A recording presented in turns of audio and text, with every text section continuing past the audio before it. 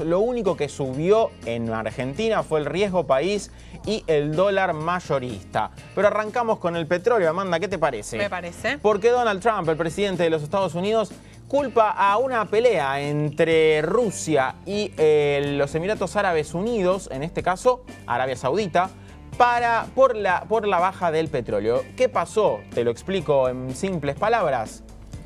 Rusia y Arabia Saudita son los principales países productores de petróleo de la región oriental del planeta. No se ponían de acuerdo en cuanto a la estrategia a tomar porque el coronavirus provocó una baja en la economía mundial, en la actividad. En este sentido, desde Arabia Saudita la salida que proponían era bajar el precio del petróleo e inundar el mercado, o sea, producir casi un 20% más de barriles de petróleo de lo que se estaba en este caso preparando. Entre 8 millones y 9 millones de barriles diarios pensaban llevar la producción a entre 10 y 11 millones. Esto iba a provocar una baja. En el caso de Rusia no estaban de acuerdo con esta estrategia. Finalmente, esta pelea lo único que provocó fue una baja del petróleo y el presidente estadounidense Donald Trump también dijo que es culpa de esta pelea que el petróleo haya bajado. Algunos analistas calculan que en lo que queda del mes de marzo el petróleo podría llegar a bajar a $20 el barril. En estos momentos está cotizando a $37, ¿sí? Y también esto provocó una caída, por ejemplo, de las acciones de YPF. Pero para que nos explique un poco más de cuáles son las consecuencias en nuestra economía, en la economía doméstica, vamos a hablar ahora con Hernán Letcher, que es economista y nos va a poder echar un poco más de luz en este tema. Hernán, buenas tardes. Gabriel Pulvirente y Amanda Pizarro te saludan. ¿Cómo estás? ¿Qué tal? Buenas tardes, ¿cómo están? Todo bien. Contanos qué pasó hoy, lunes negro para los mercados. Hacía mucho tiempo que no se veía una caída de la bolsa a nivel mundial de este sentido, al punto que Wall Street dejó de operar.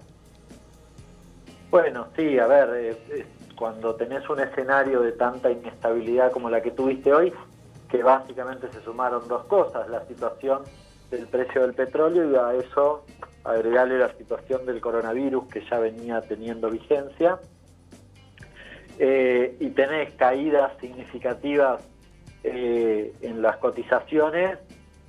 Bueno, suele utilizarse esa decisión de suspender las cotizaciones, digamos, las operaciones, justamente para evitar pérdidas masivas, ¿no? Entonces, se suspenden las operaciones, en ese sentido no sorprende tanto, y no deja de ser significativa la caída sensible que tuvieron las bolsas, como resultado de estas dos cuestiones, que yo te diría que en realidad en el origen son la misma, porque la caída del precio del petróleo está relacionada con una discusión vinculada a la caída de la demanda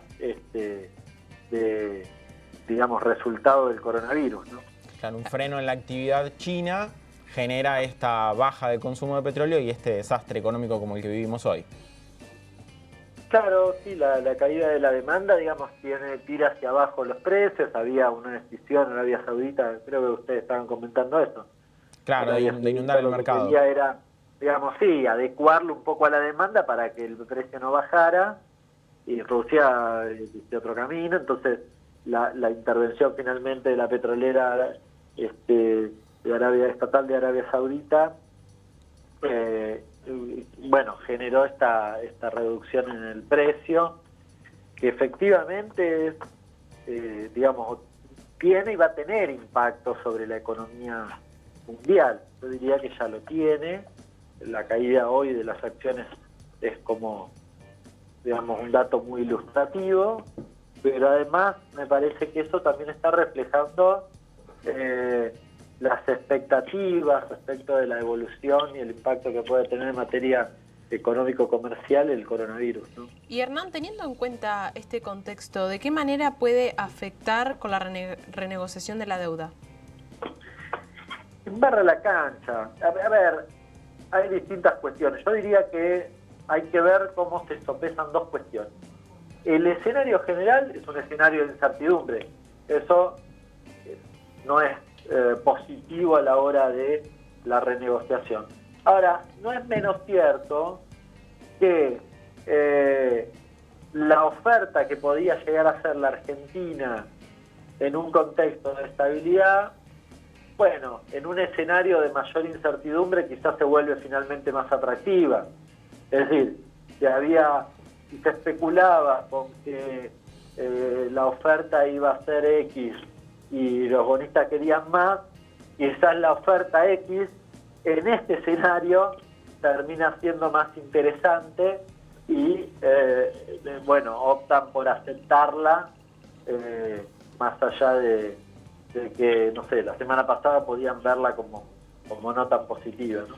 Claro, y de todos modos, pese a la incertidumbre que vos estabas describiendo recién, fue bastante positivo la postura que mostraron desde un principio los directivos del FMI. Sí, yo digo, en este contexto el FMI está apoyando, pero tampoco... A ver, el FMI dice, bueno, háganle quita a ellos son a los bonistas, y no me la hagan a mí. Pero a mí también me debes plata, digamos, a mi Fondo Monetario. Entonces, yo diría que ahí hay una cosa todavía no resuelta, que hay un reconocimiento explícito, está claro, del Fondo Monetario a la imposibilidad de la Argentina de hacer frente a las acreencias tal como están. Ahora, lo que no está claro es cómo resolver la acreencia con el Fondo Monetario, que es muy significativa, ¿no? Y que por ahora no es. O sea, esto lo vengo a definir, pero... Bien, Hernán, te saco un poco... Que van a ser algo así como 70.000 millones de dólares, no incluye lo del fondo, ¿no? Pero tarde o temprano lo vas a tener que rediscutir también. Te saco un poco del tema renegociación de deuda y me voy más a lo que se necesita en realidad para pagar la deuda, que es una reactivación de la economía. Tenemos en Argentina un escenario que quizás es un poco complejo. Brasil está devaluando la moneda, la economía mundial se desacelera, justamente por lo del coronavirus que estabas comentando recién. Ante este panorama, ¿cómo ves el 2020 para la actividad económica en nuestro país? O sea, también consideremos que las materias primas, la soja y demás, también bajaron de precio justamente por el mismo motivo. Sí, todo esto no es positivo. En el medio tenés la renegociación.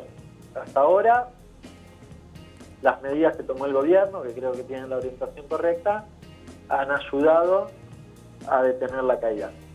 Que por cierto es lo que había dicho el gobierno, y honestamente no me parece poco.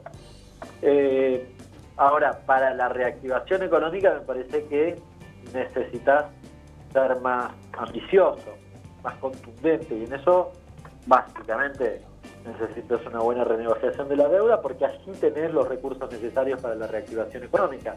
Todo lo que vos decías son, digamos, lo pondría de la balanza del lado negativo, ¿no? Si cae el precio de la soja tenés menos recaudación, o sea, claro, es más complicado reactivar de esa óptica. Bueno, si la renegociación es buena, quizás liberar fondos y podés, digamos, más que compensar el efecto negativo de lo que vos mencionabas.